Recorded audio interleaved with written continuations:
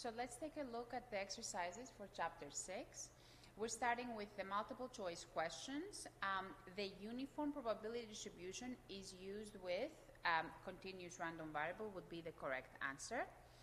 For a uniform probability density function, the height of the function is the same for each value of x. This is why it's also called the rectangular probability distribution. For a normal distribution, a negative value of z indicates that the z is to the left of the mean.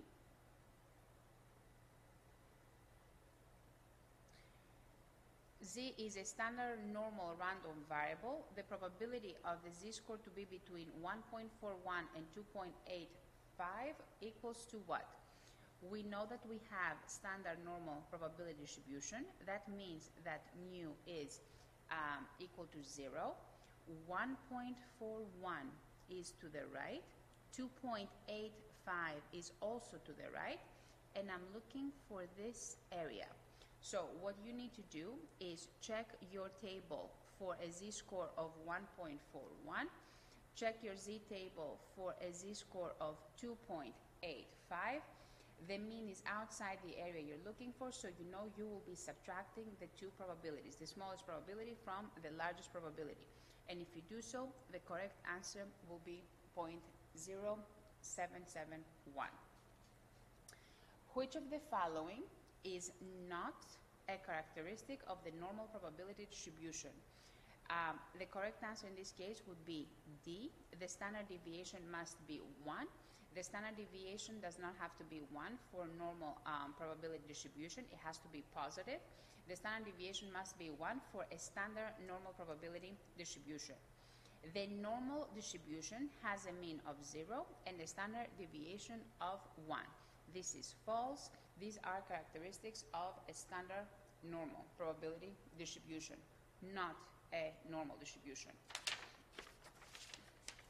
Let's look at the problems.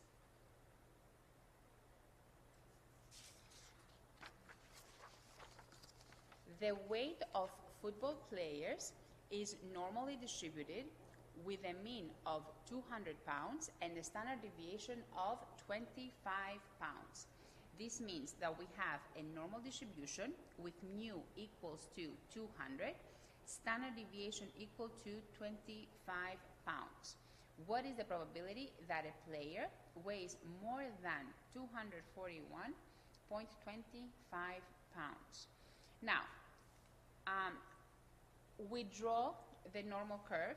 Mu is 200, 241.25 is to the right. I'm looking for the probability of x to be greater than 241.25. That means I'm looking for the area to the right of 241. That means I'm looking for a tail. Now, when in order to find this area, we first have to calculate the z-score. The z-score will be 241.25 minus 200 over the sigma is 25. The z-score is going to be 1.65. Once you have the z-score, the next step will be to go to your table and check for 1.65 what is the corresponding probability. What is the corresponding probability? If you do so, you will see that the corresponding probability for a z-score of 1.65 is 0.4505. However, this is not the area we are looking for. We want this area. We know that based on the main properties, this whole area will be 0.5. The mean separates the normal curve into two equal parts of 0.5 and 0.5. So all we need to do is subtract the probability from 0.5.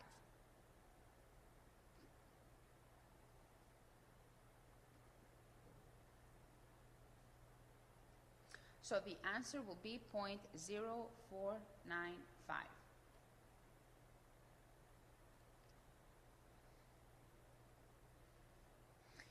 Once, I just want to show you this once so you can understand. As soon as you calculate the z-score, you turn the normal distribution into a standard normal distribution with mu equal to 0, z-score 1.65, and you're looking for this area. So these two are basically the same. So this area right here will be 0.0495.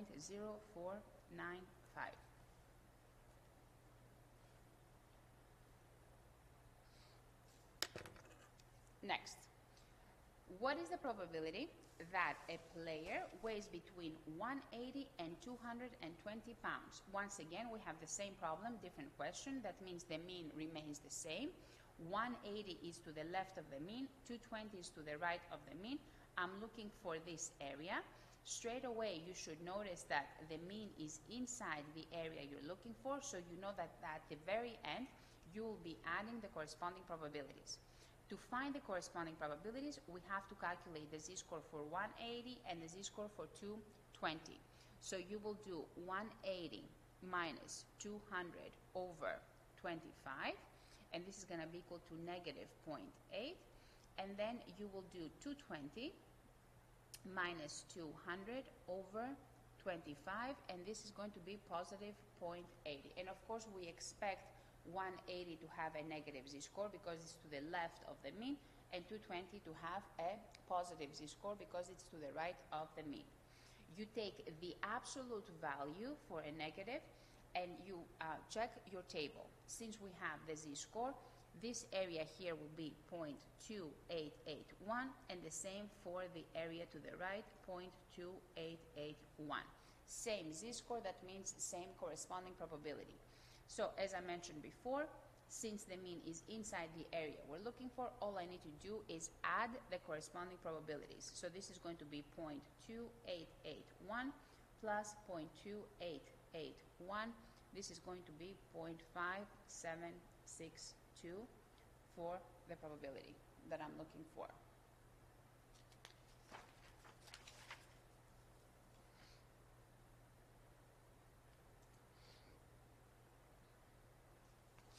Now, the weight of items produced by a machine is normally distributed with a mean of 8 ounces, so mu is equal to 8 and sigma equal to 2. These are the characteristics of the normal distribution that we have. What is the probability that a randomly selected item will weigh more than 10 ounces, more than 10? So I'm looking for the probability of x to be greater than 10. We draw the normal curve. Mu is 8, 10 is to the right of the mean because it's greater than the mean. I'm looking for the area where x is greater than 10, so once again I'm looking for a right tail. I'm looking for a right tail. To find the probability, I need to first calculate the z-score for 10. So we will do 10 minus 8 divided by 2. This is equal to 1. We check our table for z-score equal to 1. The corresponding probability will be 0.3413, and once again, whatever probability you get from your table will always be the area from the mean to the value. So we have this area, but we're looking for this area, so all I need to do is subtract from 0.5 the probability that we just found. So 0.5 minus 0.3413, and the area, the probability that I'm looking for will be 0.1587. 0.1587.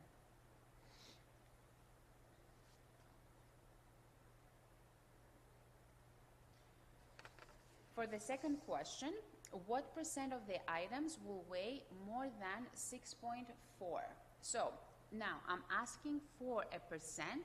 You will follow the same process, and at the very end, you will turn the decimal into a percentage. That will be the only difference from the other questions that we have covered.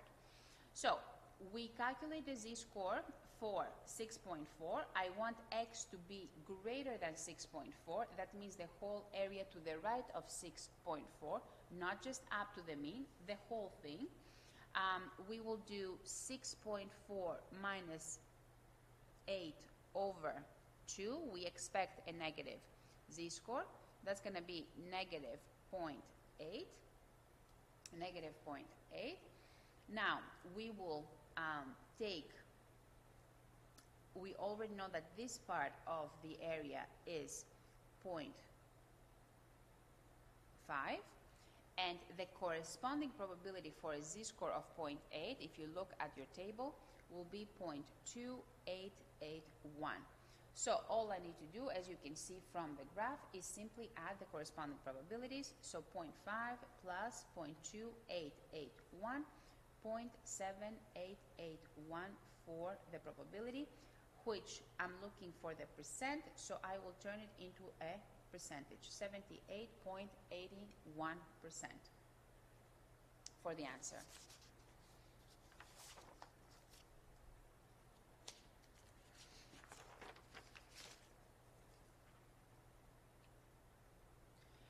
The life expectancy of a particular brand of tire is normally distributed with a mean of 40,000, so mu is equal to 40,000, and the standard deviation of 5,000 miles.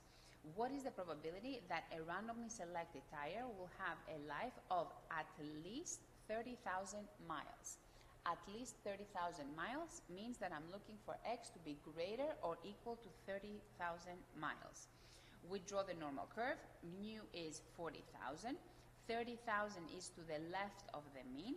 I'm looking for the area where x is greater or equal to 30,000. That means I'm looking for the whole area, right? The shaded area that you have here.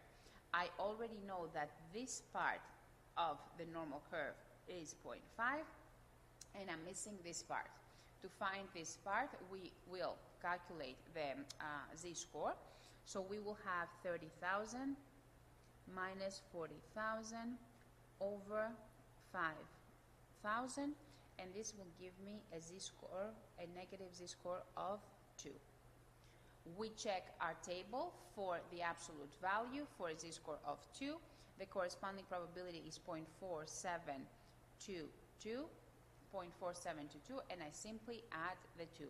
So 0.4722 plus 0.5, this is equal to 0.9772, a very high probability, a very high probability. What is the probability that a randomly selected tire will have a life of at least 47,500 miles? So we calculate at least 47,500 miles. We calculate the z-score. Let me just, here you have 40,000. Let me just write it more accurately so you know. This is going to be 47,500. We are looking for a right tail. We calculate the z-score. 47,500 minus 40,000 over 5,000, and this is going to give me a z-score of 1.5. We check for the corresponding probability for 1.5.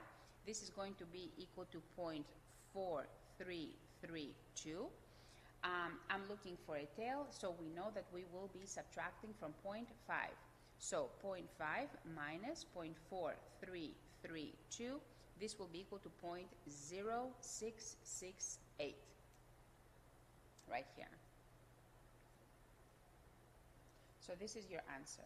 The probability that x will be at least 47,500 is a very slim one, 0.0668.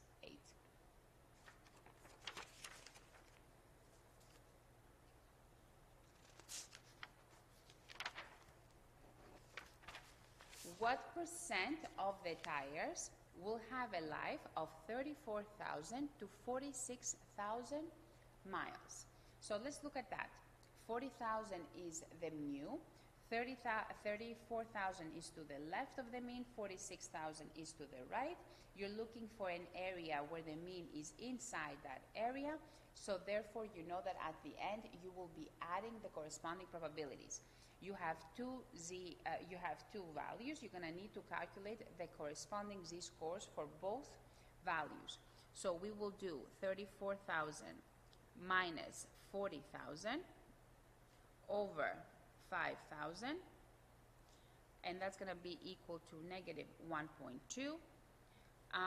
Then we will have 46,000 minus 40,000, and this is going to give me divided by 5,000, 1.2. So we have the same z-score. That means the same corresponding probability. This side will be 0.3849. This side the same, 0.3849. And all I need to do is add the corresponding probabilities. So 0.3849 plus 0.3849. The corresponding probability will be 0.7698. If I want in a percentage, all I need to do is turn it into a percentage, so this will be 76.98%.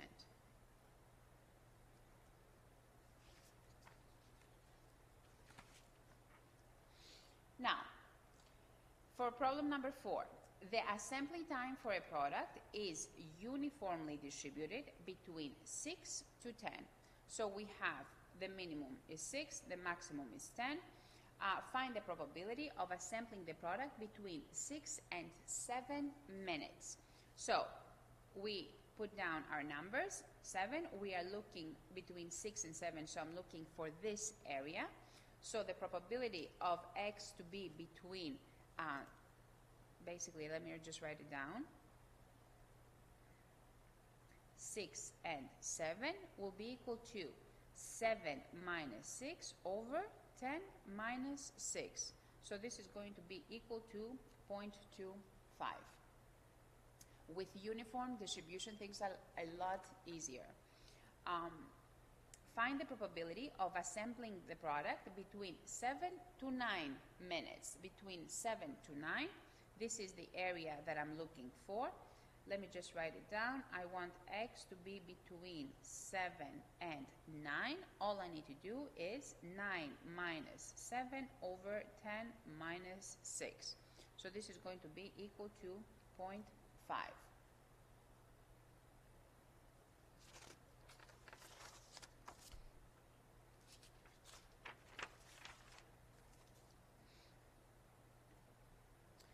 Calculate the expected assembly time in minutes and variance. The expected value when it comes to a uniform distribution is A plus B divided by 2. A in this case is 6 plus B 10 divided by 2, so the expected value is 8. The variance is going to be 10 minus 6 squared over 12. That means 16 over 12, which is equal to 1.333. The time between arrivals of customers at the drive-up window of a bank follows an exponential probability distribution with a mean of 10. So we know that lambda is equal to 10. What is the probability that the arrival time will be 7 minutes or less? 7 minutes or less. So I'm looking for the probability of x to be less than or equal to 7.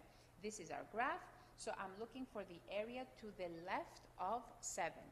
For exponential, whenever I'm looking for an area less than a specific value, this is equal to 1 minus e raised to the negative power of x over lambda. So this is going to be equal to 1 minus e raised to the negative power of 7 over 10, and this is going to be equal to 0.5034.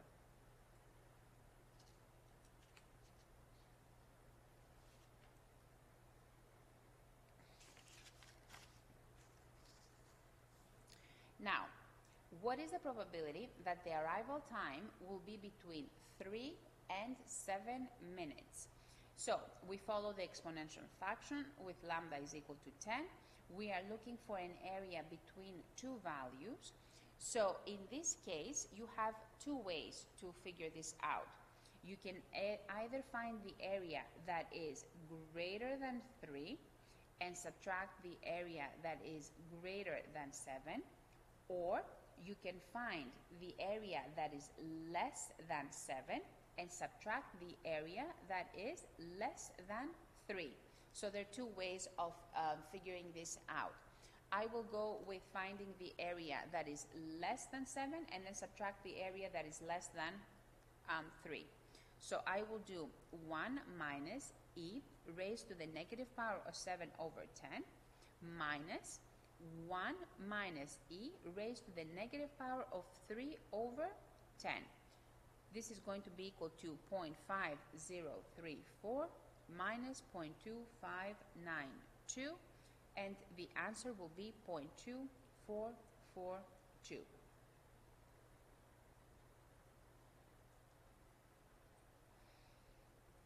What is the probability that the arrival time will be 12 minutes or more?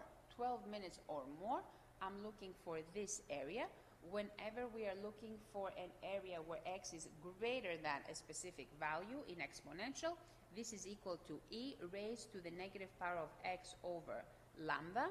So in our case, it's going to be e raised to the negative power of 12 over 10.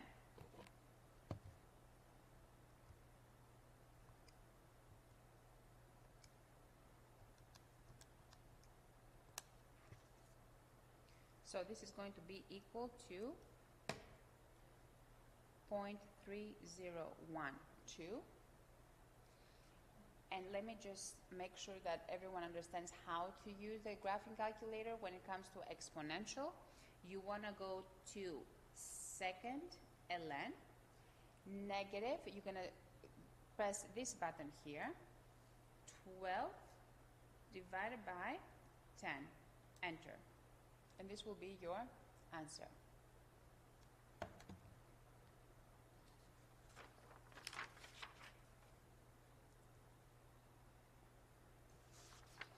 Now, for this problem, the time it takes a worker on an assembly line to complete a task is exponentially distributed with a mean of 8 minutes.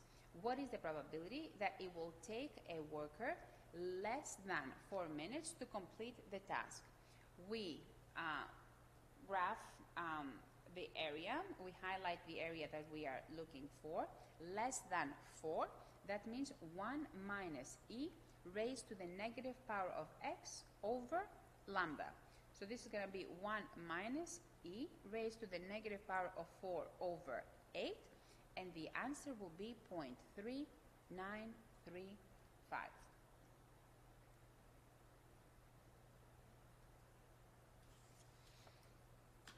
So this completes the problems for chapter 6.